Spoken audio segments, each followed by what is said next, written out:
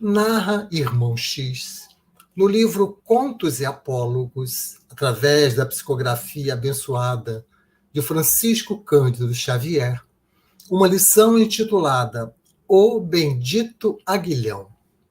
Irmão X nos conta que Jesus estava atendendo a algumas indagações de Simão Pedro no singelo agrupamento apostólico de Cafarnaum.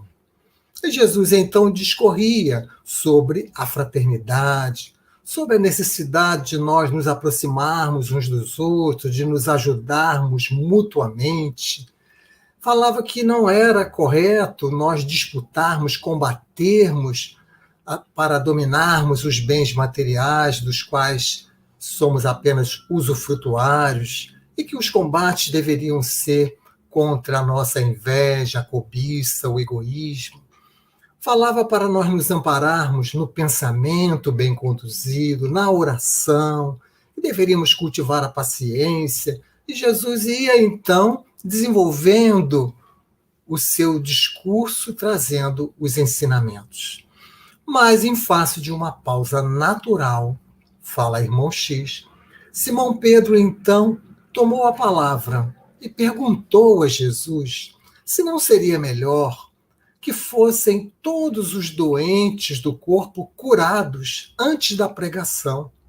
E argumentou, dizendo que deveria ser muito difícil estar doente do corpo e ouvir os ensinamentos doutrinários. Logo, Filipe também intercedeu e timidamente corroborou com o pensamento de Simão Pedro, dizendo, de fato, deve ser muito difícil, acho uma boa ideia curar todos os enfermos antes da pregação. Os demais apóstolos também concordaram e foram trazendo suas opiniões, sua colaboração. E Jesus aguardou que o silêncio se restabelecesse, louvou a piedade de todos e comunicou que, no dia seguinte, a título de experiência, ele iria curar todos os doentes antes da pregação. E todos ficaram muito felizes, porque afinal o Cristo acatou aquela sugestão. Então, no dia seguinte, logo de manhãzinha, improvisaram um gabinete à beira do lago, e os doentes vinham chegando, cabisbaixos, entristecidos, entravam no gabinete improvisado, Jesus impunha suas mãos e saíam do outro lado sorridentes, alegres, curados. Então foram curados cegos, paralíticos, obsediados. E quando chegavam do lado de fora do gabinete já curados, Simão Pedro renovava o convite para o banquete espiritual. Dizia, meus irmãos, daqui mais um pouco Cristo usará o seu verbo para falar da bondade de Deus, para falar das leis de Deus, para falar dos segredos do céu. Mas aqueles homens que saíam curados, saíram apressadamente e desculpavam-se, agradecendo, desculpavam-se, dizendo que não poderiam naquele dia permanecer, porque tinham compromissos com a família, outros tinham compromissos com o trabalho, e cada um foi trazendo a sua desculpa. E, em resumo, ao final, todos os curados foram embora e restaram à beira do lago apenas Jesus e seus 12 aprendizes. Estabeleceu-se, então, um desagradável silêncio, disse Irmão X. E Simão Pedro endereçou ao Cristo um olhar entristecido, mas o Senhor falou de forma compassiva. Pedro, estuda a experiência e guarda a lição. Nós podemos aliviar a dor, mas a dor ela foi produzida pelo próprio homem, e é a dor que o leva a planos superiores. E sorrindo, arrematou o seu ensino, dizendo, a carne enfermiça é remédio salvador para o espírito envenenado.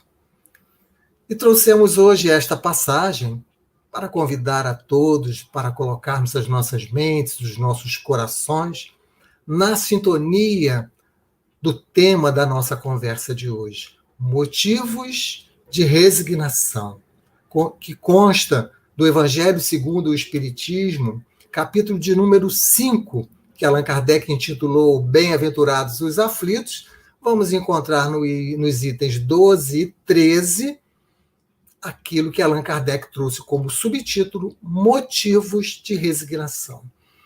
Então, Kardec vai nos apresentar em seu texto argumentos lógicos, como é a sua característica, para nós nos resignarmos diante da dor. E a proposta é exatamente nós observarmos esses argumentos. Porque a resignação, a princípio, nós pensamos que é só nós nos resignarmos com a dor, com a aflição, com o sofrimento. Mas, como vamos ver, vai muito além disso. Porque, além de nos conformarmos com a dor, devemos bendizê-la. Devemos sair da faixa da reclamação, que seria a oposição à resignação, e entendermos o papel da dor, consequentemente, vamos entender que ela é uma dor bendita. Essa é a proposta da nossa conversa de hoje. E para tal, nós vamos, inicialmente, buscar caracterizar o que é a dor, o que é a aflição, buscarmos a sua origem e as suas causas, a compreensão da dor, enfim, e aí já teremos todos os argumentos para termos motivos para nos resignarmos. A resignação será uma consequência da análise desses dois primeiros itens. Quando vamos ao dicionário buscar o significado da aflição, nós vamos mais ou menos encontrar que é uma tribulação que se caracteriza por um profundo sofrimento, por persistente sentimento de dor física e moral. Quando vamos na doutrina materialista, vamos ver algo semelhante, onde eles dirão: é o mal que se expressa por meio de dores e sofrimentos físicos e morais sem nenhum propósito elevado. E nós estamos acostumados a olhar para a aflição desse jeito. Mas a doutrina espírita, através dos seus argumentos lógicos, vai nos mostrar, como veremos, que a aflição é uma oportunidade de nós nos reajustarmos diante da lei de Deus. E que é necessário nós compreendermos a aflição e aproveitarmos como uma preciosa lição. Ora, no Livro dos Espíritos, nós vamos encontrar na questão de número 630 do Livro dos Espíritos, Kardec nos explicando o que é o bem, o que é o mal. E ele vai dizer que o bem é tudo aquilo que é conforme a lei de Deus, e que o mal é tudo que lhe é contrário. E na questão seguinte, 631, ele vai nos dizer que Deus nos deu a inteligência para nós distinguirmos o mal do bem. Então vejam como nós, de fato, nós confundimos ainda o mal com o bem, na condição que temos de espíritos de terceira ordem, como Allan Kardec classifica no Livro dos Espíritos, espíritos que a matéria nos domina. Então, quando nós colocamos o foco na matéria, colocamos o foco na vida presente, muitas coisas que vão nos parecer ser o mal, em verdade serão o bem. E muitas outras que parecerão ser o bem, em verdade serão o mal. Porque o nosso pensamento ainda é muito materialista. E por isso Kardec disse que o espiritismo, destruindo o materialismo, ele vai produzir o progresso. O materialismo agrava as dores porque coloca o foco na vida presente. O espiritismo alivia as dores porque coloca o foco na vida futura. E os espíritos vão nos dizer que o homem sempre sofre a consequência das suas faltas, que não há nenhuma infração à lei de Deus que não acarrete a sua punição. Isso está lá no Evangelho segundo o Espiritismo, no capítulo de número 27, Pedi e obtereis, no item de número 21. Então aqui temos que parar para pensar um pouco, para entendermos bem essa caracterização da aflição. O homem sempre sofre a consequência de suas faltas. Não há uma infração à lei de Deus que não acarrete a sua punição. E aí nós temos que já tomar cuidado com alguns termos, Porque as palavras são polissêmicas e nós estamos acostumados a um sentido. E Kardec, quando usa a palavra, ele, em alguns momentos, está dando um sentido diferente daquele que nós estamos acostumados, né? Por exemplo, a palavra punição para nós significa castigo. Nós logo associamos a palavra castigo, quando nós vamos ver que nas obras de Kardec, punição é uma ajuda, um processo de reeducação que o Pai vai nos possibilitar para que nós resgatemos das nossas faltas. Fazemos escolhas equivocadas, escolhemos o mal e, consequentemente, infringimos as leis de Deus, como está lá na questão 630, e para que nós possamos nos recuperar, nós receberemos a dor. É isso que os Espíritos nos explicam. A aflição é uma oportunidade de nós nos ajustarmos à lei de Deus. O apóstolo Paulo, no Livro dos Espíritos, na questão de número 1009, vai dizer que o objetivo da humanidade é gravitar para a unidade divina. Ou seja, nós estamos numa órbita tendo como foco a unidade divina, tendo como foco Deus. E quando nós nos afastamos dessa órbita porque fizemos escolhas equivocadas, escolhemos o mal, infringimos a lei de Deus, Deus, na sua bondade e misericórdia, nos apresenta a dor para que nós possamos retomar a esta órbita. Essa é a caracterização que o Espiritismo nos dá da dor, né? Então, cometemos um pecado. Sempre que Kardec falar em pecado, ele está falando em infração à lei de Deus, e não aquele pecado que nós trazemos no nosso inconsciente de que é uma violação a algum preceito religioso. Não é nesse sentido que Kardec apresenta a palavra pecado. Então, o culpado é aquele que se afastou do objetivo da criação, é aquele que infringiu a lei, terá a punição, ou seja, terá a oportunidade de se reajustar. Castigo seria se nós cometêssemos um erro e não tivéssemos como nos reajustar.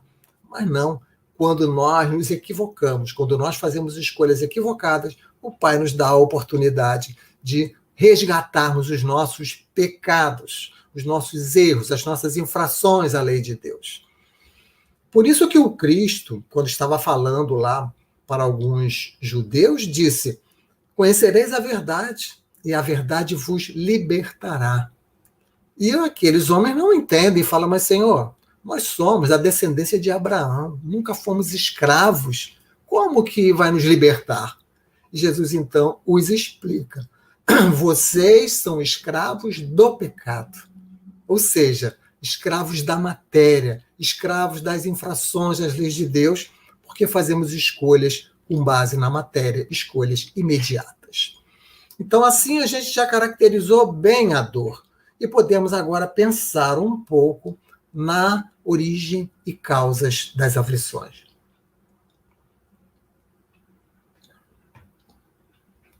Ora, como já vimos, a origem é o mau uso do nosso livre-arbítrio. São as escolhas que nós fazemos. É claro que a dor também, ela poderá vir como uma prova. Não vamos aqui nos aprofundar muito para caber dentro do tempo. Estamos falando da dor expiação, a dor que ela é ocasionada por uma atitude equivocada nossa, uma infração à lei de Deus. Então, o mau uso do nosso livre-arbítrio vai ocasionar a dor, seja nesta própria vida, ou seja em vidas anteriores. E assim nós vamos ver que a dor é uma professora amiga, não é uma inimiga. E assim, nós vamos entender o porquê que Jesus nos falou que felizes são os que choram, ou felizes são os aflitos. Como alguém pode ser feliz chorando e ser aflito? Porque Jesus está falando de uma compensação futura. Por isso que o apóstolo Paulo, quando escreve a sua primeira carta aos Tessalonicenses, no capítulo de número 5, no versículo 18, vai dizer: dai graças em tudo. Mas, Paulo, dar graça pela dor, dar graça pela doença? Sim, dar graça em tudo, porque a dor é a oportunidade que nós estamos tendo para nos reajustarmos. Allan Kardec, nos itens que são estudados no dia de hoje, vai dizer que o sofrimento é o prelúdio da cura. Estamos no caminho da cura, que estamos reduzindo a nossa dívida, estamos reduzindo os nossos débitos. O Pai, ele só manda as dores do tamanho da nossa capacidade. Então não temos dores que não conseguimos suportar. Isto vem do mundo espiritual convenientemente dimensionado. Então, quando nós fazemos a viagem da simplicidade e ignorância até a perfeição, tendo o livre-arbítrio, desenvolvendo o livre-arbítrio, na medida em que vamos adquirindo a consciência de nós mesmos, tendo dado por Deus um instinto de conservação para nos ajudar nesta caminhada, estamos submetidos à lei de causa e efeito. É aquilo que o Cristo nos falou.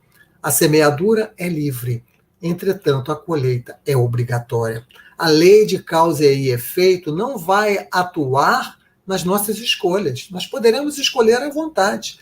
Ela vai atuar na responsabilidade que nós haveremos de ter pela escolha que fizemos. Né?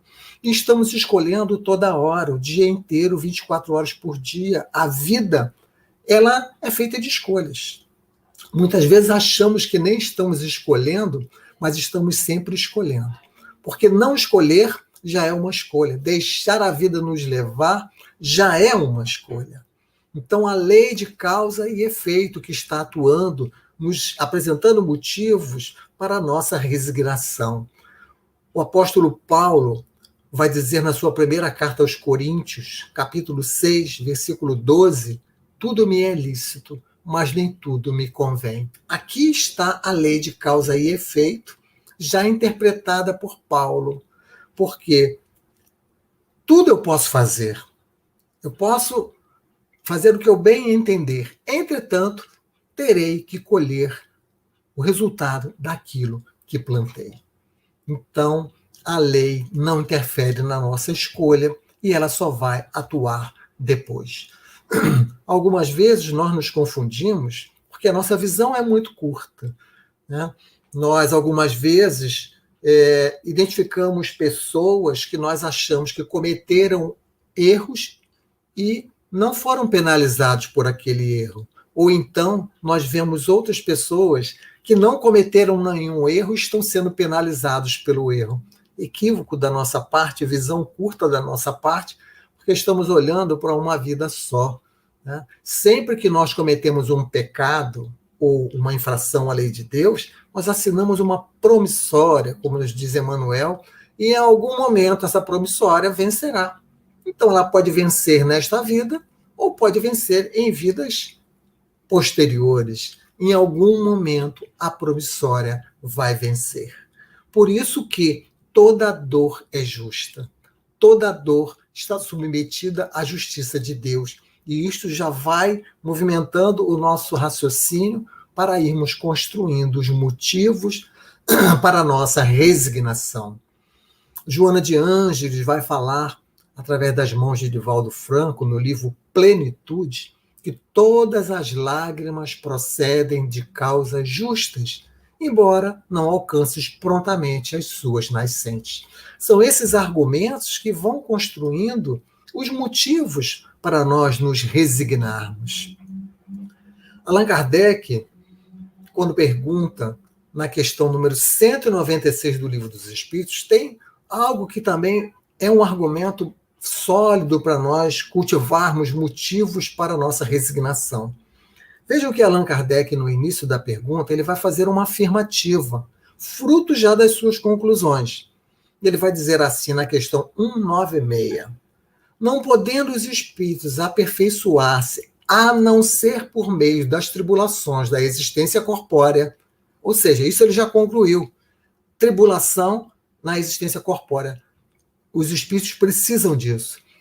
E ele agora vai fazer a pergunta, segue-se que a vida material seja uma espécie de crisol ou de depurador por onde tem que passar todos os seres do mundo espírita para alcançarem a perfeição? Vejam como isso é esclarecedor.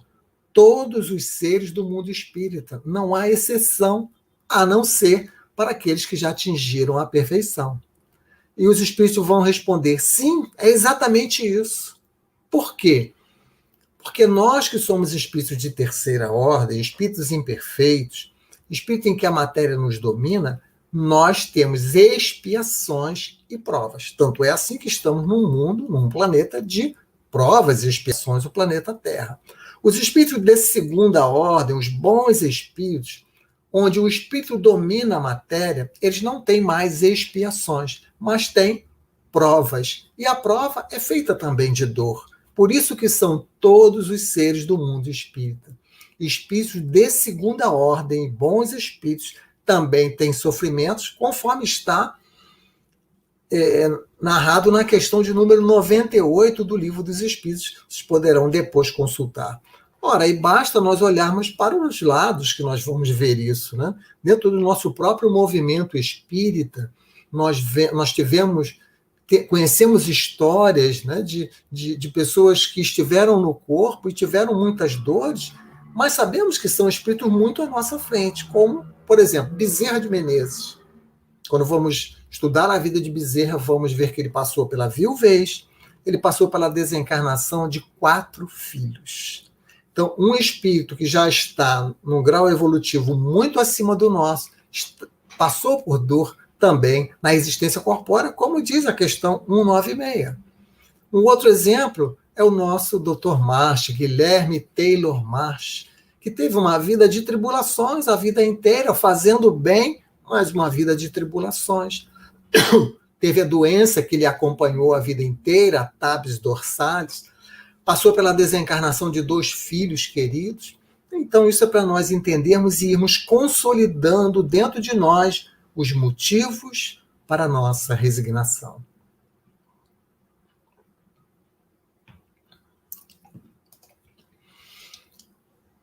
Allan Kardec, no livro A Gênese, vai resumir tudo isso dizendo que a dor é o aguilhão que impele o homem a avançar na estrada do progresso. Tudo isso que nós estamos falando, né? É a dor que vai movimentar.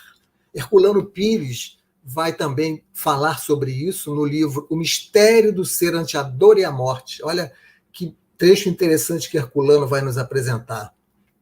Sofre a pedra, sofre o vegetal, sofre o animal, sofre o homem em cada curva implacável do desenvolvimento de suas potencialidades.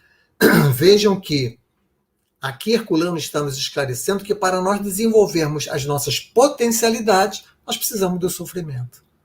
Então, como que isso vai trazendo motivos para nós nos resignarmos? Porque não há ninguém, exceto aqueles que já chegaram ao destino, que é a perfeição, a condição de espírito de primeira ordem, não há ninguém isento do sofrimento, seja por expiação, seja por prova.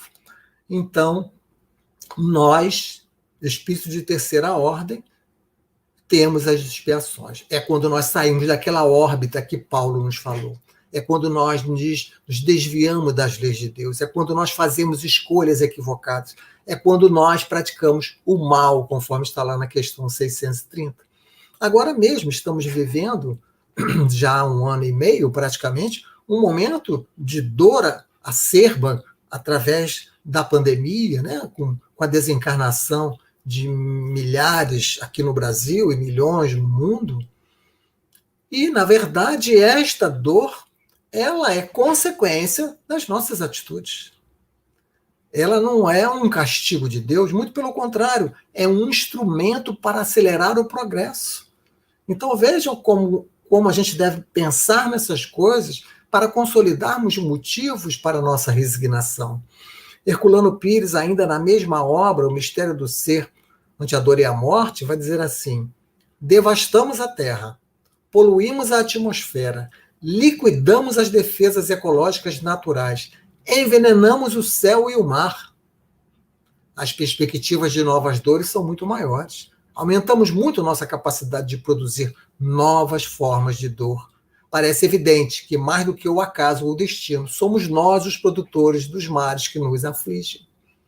Então, nas nossas relações com a natureza, na nossa relação com a natureza, na nossa relação com o próximo, na nossa relação conosco mesmo, nós vamos cometendo infrações à lei de Deus e, consequentemente, precisamos da dor para nos reajustar. Como falamos ainda há pouco, graças a Deus, temos a dor. Imagina se não tivéssemos e ficássemos como eternos pecadores. Então nós podemos nos reajustar pelos equívocos que cometemos através da dor. Por isso que é importante nós estudarmos, nós termos novos conhecimentos para podermos fazer novas reflexões e termos convicção dos motivos que temos para nos resignarmos, saindo definitivamente do nosso egoísmo, né? Há uma conexão, como vimos, entre o erro e a dor. Há uma conexão, né? É claro que este erro ele poderia também ser resgatado com o amor, mas, na maioria das vezes, nós não o fazemos. E, consequentemente, Deus, quando vê que nós não resgatamos pelo amor, ele vai nos mandar a dor, né? Então, esse é o entendimento da dor, que isso vai agora sim, temos condições de entender os motivos para nós nos resignarmos. A dor é um bem, a dor não é um mal. O sofrimento é um bem, o sofrimento não é um mal. Ele passa a ser um mal quando nós entramos na reclamação, quando nós tornamos esse sofrimento estéril e ele terá que retornar em algum momento. Então, quando nós entendemos o Evangelho de Jesus, quando nós entendemos a doutrina espírita, nós temos condições de renovar as nossas noções sobre dor, sobre sofrimento, sobre doenças, sobre enfermidades, vendo nisso um escoadouro das nossas imperfeições, vendo nisso corrigendas benditas que o Pai nos manda para nós nos ajustarmos com a sua lei.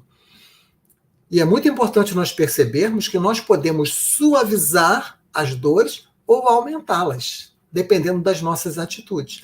Quando nós somos resignados, e aí vamos angariar a calma, a compreensão das dores, nós vamos reduzir essa dor. A própria compreensão da dor já faz com que ela vá sendo reduzida, os seus impactos vão sendo minorados. Mas quando nós não nos resignamos, entramos na lamentação, entramos na vitimização, reduzimos a nossa autoestima, buscamos fugas sem nenhum tipo de discernimento, sem nenhuma moralidade, vamos provocando em nós vazio existencial, culpa, tristeza, depressão, pânico e por aí afora. Nós vamos aumentando as nossas dores quando nós temos esse tipo de atitude, ou quando nós vamos nutrir sentimentos de inveja, de ciúme, de ambição, que serão torturas ainda maiores, que vão cada vez mais aumentar as nossas dores. Então, quando nós compreendemos tudo isso, nós temos todos os motivos para nós nos resignarmos da dor, para nós moderarmos os nossos desejos relacionados à vida atual, relacionado ao imediato, e dedicarmos um pouco da nossa atenção para a vida futura, para controlarmos as nossas paixões. E isso a gente faz vivendo no bem, né? Praticando todo o bem que está ao nosso alcance. Allan Kardec, ele afirma, na introdução do Evangelho segundo o Espiritismo, que o ensino moral do Cristo é um roteiro infalível para a felicidade por vindoura. Vejam só, e a doutrina espírita nada mais faz do que apresentar o ensino moral do Cristo, a colocar luzes, porque agora nós já estamos em condições de compreender o Cristo lá ao seu tempo. Ele trouxe parábolas, alegorias, porque o homem não estava em condições ainda de compreender com toda a profundidade as lições. Mas é chegado o momento, quando chega o Consolador prometido e vem nos explicar o porquê do Cristo ter dito que são felizes os que sofrem, os que choram, nós vamos então encontrando um roteiro que Allan Kardec chama de infalível para nós sermos felizes. Nós vamos compreendendo que a felicidade é uma consequência da bondade. Por isso, nós vamos tendo cada vez mais e mais motivos para nós nos resignarmos diante das dores que o Pai resolve nos enviar. Na questão de número 133A do Livro dos Espíritos, tem uma informação bem importante sobre o tema. Porque Kardec pergunta assim: de que serve aos espíritos terem seguido o caminho do bem, se isso não os isenta dos sofrimentos da vida corporal? Porque aqueles que só estão fazendo bem, como vimos, também terão dores. Os bons espíritos, os espíritos de segunda ordem, que não precisarão necessariamente passar pela terceira ordem. Eles podem fazer o bem desde a sua criação, isso está no Livro dos Espíritos, e, consequentemente, não terem nenhuma expiação. Mas, ainda assim, esses espíritos sofrem. E Kardec pergunta: mas para que serve, então, eles terem feito só o bem? Olha que pergunta interessante, que vai consolidando os nossos motivos de resignação. Os espíritos respondem: eles chegam mais depressa ao fim, eles chegam mais depressa à perfeição. Quanto menos imperfeições, tanto menos tormentos. Então vejam, meus amigos, se nós queremos reduzir o nosso sofrimento, reduzir as nossas dores, a receita é reduzir as imperfeições, reduzir o egoísmo, o orgulho, a cobiça, a cupidez, reduzir aquilo que nos caracteriza ainda como escravos da matéria, como pecadores da matéria, como disse o Cristo lá para os judeus. Quanto menos imperfeições, tanto menos tormentos. Então, já nos encaminhando agora para as conclusões finais do nosso estudo, recapitulando os nossos conceitos, recapitulando os argumentos para nós termos motivos de resignação, escamotearmos a nossa aflição, fingirmos que não estamos vendo, como muitas vezes fazemos na nossa imaturidade psicológica, é um método ineficaz. É um método que vai produzir ainda mais dor. É preciso que a gente tenha coragem de examinar a dor, de enfrentar a dor, e, consequentemente, isso vai nos propiciar paz. Fugirmos da ira, fugirmos da violência, da rebeldia, que tudo isso somente aumenta as nossas dores. Muitas vezes nós escamoteamos, quem explica isso é Joana de Ângeles, no livro Conflitos Existenciais, falando das fugas psicológicas, que é quando nós fingimos que não estamos vendo a dor, nós negamos a dor, colocamos embaixo do tapete, e para isso vamos buscar fugas psicológicas, aquilo que falamos ainda há pouco, que é a busca do prazer sem nenhum discernimento, é a busca do prazer sem moralidade.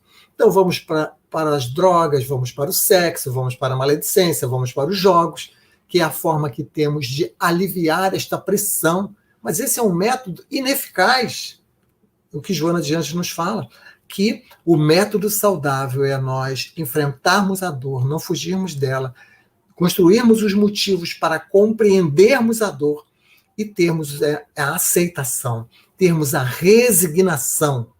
Joana de Ângeles, no livro Plenitude, vai falar de resignação dinâmica. Não é a resignação daquele que fala, tá bom e tudo bem. Não é isso. Resignação dinâmica, vai nos explicar Joana de Ângeles, é a aceitação da dor como uma atitude corajosa de enfrentar, mas remover a causa. Eu aceito essa dor, mas eu não quero mais ela. Como é que eu faço para não ter mais dor? Então eu quero remover as causas dessa dor. Eu aceito, eu me resigno, eu me submeto à vontade de Deus, porque é isso que temos que fazer, se submeter à vontade de Deus. Quando nós entendemos o objetivo da vida, quando nós compreendemos quem somos nós, o que estamos fazendo aqui, nós vamos ter motivos de sobra para nos resignarmos, para nos submetermos a essas aflições, entendendo que elas são justas, entendendo que elas são necessárias. Por isso, Kardec diz que não basta ter a resignação, é preciso bem dizer a dor, é preciso entender a dor como algo que vai nos libertar do sofrimento, porque estamos tendo a oportunidade de nos melhorarmos. E quanto tempo vai durar a dor? O tempo está definido, aquele tempo que nós vamos precisar para nos melhorarmos, conforme está no Livro dos Espíritos, na questão de número 1004. Kardec pergunta: em que se baseia a duração dos sofrimentos do culpado? Lembrando de novo, atenção para a palavra culpado. Culpado é aquele que infringiu a lei de Deus. Não coloquemos o nosso entendimento, o peso do entendimento que nós temos nessa palavra. Em que se baseia a adoração? Ou seja, quando é que passa, Senhor, a minha dor? E os Espíritos respondem, no tempo necessário a que se melhore. Depende do tempo que gaste por melhorar-se. Então, se nós queremos nos aliviar da dor, se nós queremos nos libertar do sofrimento, nós precisamos nos melhorar. Nós precisamos evoluir intelectualmente e moralmente. Quando lembramos da passagem da mulher hemorroíça, Jesus a curou, mas ela aguardou 12 anos com aquela doença, porque esse foi o tempo que ela precisava. Aquela doença tinha um papel na sua vida, porque tudo tem um papel na nossa vida. E ela, então, foi curada quando o papel da dor foi devidamente cumprido. E Jesus, sempre que curava, ele dizia, vá e não peques mais, porque um novo pecado produz uma nova dor. E para nós concluirmos as nossas reflexões, nós vamos lembrar que a natureza também nos ensina que a dor ela produz coisas boas nas nossas vidas.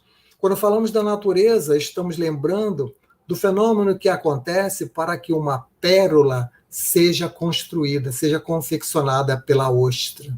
Como sabemos, a ostra possui uma camada interior extremamente polida.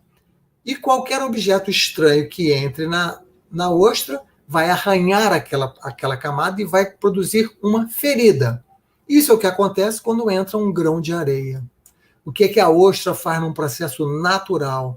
Ela vai produzir uma substância que se chama nácar e vai envolver este grão de areia em muitas camadas, de tal forma que ele vai parar de feri-la. E aí vai se originar a pérola. Então, uma ostra que não foi ferida não produz pérola. A dor é importante na nossa vida para desenvolver as nossas potencialidades, como nos falou Herculano Pires, como nos falou o Cristo, lá na mensagem inicial, naquela passagem do Contos e Apólogos que trouxemos no início da nossa conversa, quando o Cristo falou, a carne enfermiça é remédio salvador para o espírito envenenado. Que possamos aproveitar todas essas lições, nos debruçarmos sobre a obra de Allan Kardec para encontrarmos os motivos para a nossa resignação, seja qual for a dor que vem para mim é aquela que eu tenho condições de suportar. Que saibamos encontrar no Consolador prometido este consolo para enfrentarmos as nossas dores e retornarmos ao mundo espiritual em condições muito melhores, atingindo ao planejamento reencarnatório, atingindo ao papel, ao objetivo que aquela dor tem em nossa vida. A doutrina espírita nos dá todos os motivos para nós nos resignarmos diante da dor. Que Jesus nos abençoe. Muito obrigado pela atenção de todos. Muita paz.